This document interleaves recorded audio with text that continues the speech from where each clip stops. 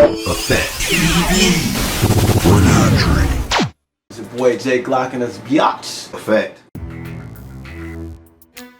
You can make a lot more money with CDs. The thing is, when you sold a CD, that was it. Like that, your customer, unless you came with another album, that's it. Like you just got that little $10, $10 off of them, and that's it.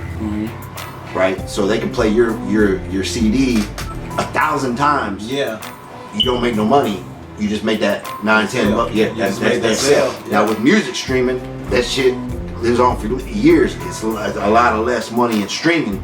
A lot of less money. Like on Spotify, I think you gotta have like 250, 300 streams just to make $1. Yeah. But that shit lives on forever, and as long as it keeps getting streamed, you're making money forever.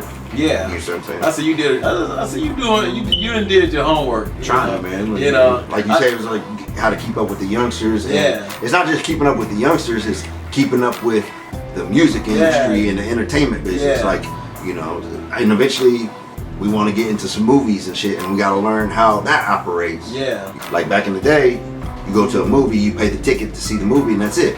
You might buy it on VHS or DVD. Well, that's probably a couple months later, you know what I'm saying? Now another thing we have to tap in is how does this Netflix streaming and Hulu streaming and all these other streaming movies services work? Yeah. You know what I'm saying? Is it like music? I don't know. There's a lot of research I still got to do, and we're going to dibble and dabble on that after my last little project.